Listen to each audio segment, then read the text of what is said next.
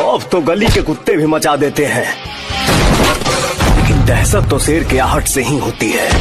शेर घायल है मगर दहाड़ना नहीं भूला, अगर सनक गया तो एक ही बार में 100 को फाड़ना नहीं भूला। कभी किसी का सुनता हूँ, ये हुआ वो हुआ ऐसे हुआ, पहली बार नहीं बोलता हूँ यार, लेकिन कभी कभी बोलना मजबूरी हो जाता है।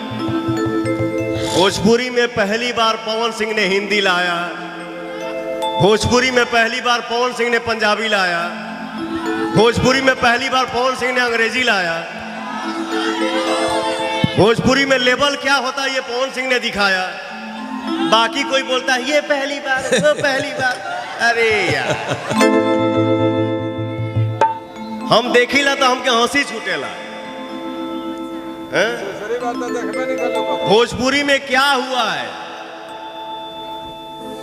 मुझे कुछ नहीं आता है, मैं सबसे छोटा हूं, लेकिन कभी कभी दीपक यार मजबूरी हो जाता है बोलना है?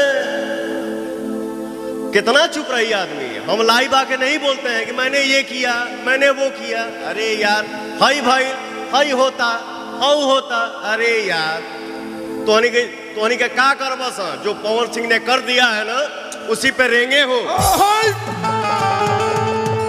जो पवन सिंह ने किया उसी पे रेंग रहे हो, और जो पवन सिंह करेगा उसी पे रेंगोगे।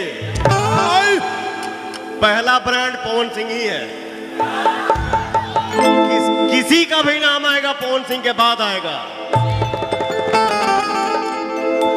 फिर भी मैंने इतना बोल दिया, क्षमा चाहता हूं। थोड़ा पवन जी का भोग वाला उठाइए, मैं सबसे छोटा हूं, लेकिन हंसी आती है। पीछे साइड फिल्म उठाइए। पहली बार अरे पहली बार जो भी हुआ है भोजपुरी में लेवल आया, पवन सिंह लाया है। पहली बार शुरू हुआ है ये, और पवन सिंह ही लाएगा।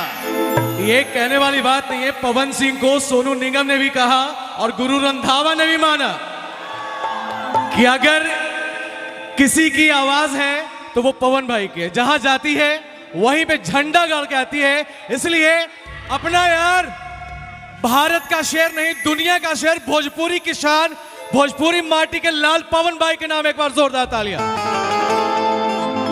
और पवन भाई कल आप रहें या ना रहें, लेकिन भोजपुरी की जो माटी की सुगंध आपने दुनिया में छेड़ी है उसे कोई नहीं मिटा सकता। रियली भोजपुरी इंडस्ट्री में 100 मिलियन सबसे पहले कौन देखा है? पवन सिंह। आज मिलियन के लोग बात कर रहे हैं, मिलियन हो गया, हाई हो गया, हाउ हो गया। सबसे पहले भोजपुरी इंडस्ट्री में 100 मिलियन पवन सिंह देखा है, पवन सिंह ही दिखाया है। 200,000 होता तो मिलियन कह देता लोग। हाँ, हाई हो गया, हाउ हो गया, ये हो गया, अरे यार क्या हो गया। 15 घंटा में 250 कहता लोग। और वैसे पवन भैया ये पब्लिक है, सब जानती है, नो डाउट। आज बोला हूं मैं थोड़ा बहुत, आप लोग मुझे क्षमा करिएगा। सही बोले हैं सर। एक लेकिन मैं चुप रहता हूं, मेरे भाई सब बोलते हैं, मेरे भाई ये नहीं बोलने देते हैं तो, लेकिन मैं आज ये अनाउंस कर रहा हूं इस मंच पे, जो आप लोगों ने भी कल्पना नहीं किया होगा उसको भी नचाऊंगा भोजपुरी में। तो मैं आप सबका आम हूं, चुप रहता हूं, साइलेंट रहता हूं, लेकिन जिसको जो मजा चाहिए पवन सिंह का नाम ले लो। पवन भैया से आगे, पवन भैया से आगे, पवन सिंह से आगे, पवन सिंह से आगे जाने में दूसरा जन्म लेना पड़ेगा बेटा।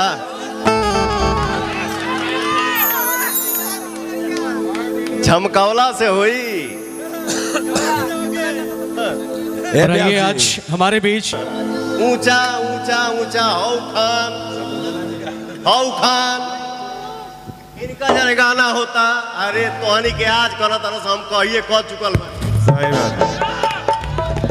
अभी कहाँ कहाँ करब तोहनी के कल्पना के नहीं जा सकत, कहाँ कहाँ करिए पवन सिंह। उजा जाए में दूसरा जन्म लेना पड़ेगा। मेरे भाई सब नाम दिए हैं पावर स्टार। पावर एजे से शुरू होला, एजे से खत्म हुई। पावर दूसर के कहां से ले ली?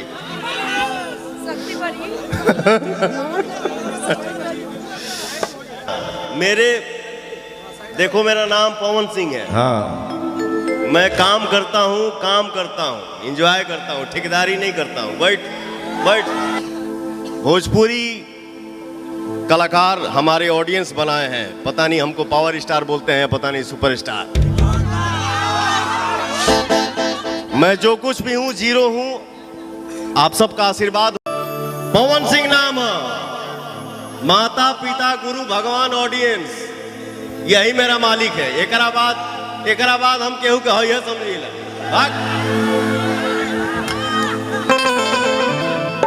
यही मेरा मालिक है, मैं इन्हीं पांचों से डरता हूं, बाकी दुनिया में कौन डराई रे? हमें क्या डराएगा मौत का मंजर, रूह कांप उठती है जब हम दहाड़ देते हैं। तेरे जैसे भड़ुओं की क्या औकात, हम खेल खेल में भी शेरों के जबड़े फाड़ देते हैं। अब तो हनी के मौगन के बारात लेके शेर के शिकार करे निकलल बड़ा सरे। केहू के बस में नहीं खे शेर के जगावल, अब पवन सिंह के सुतावल।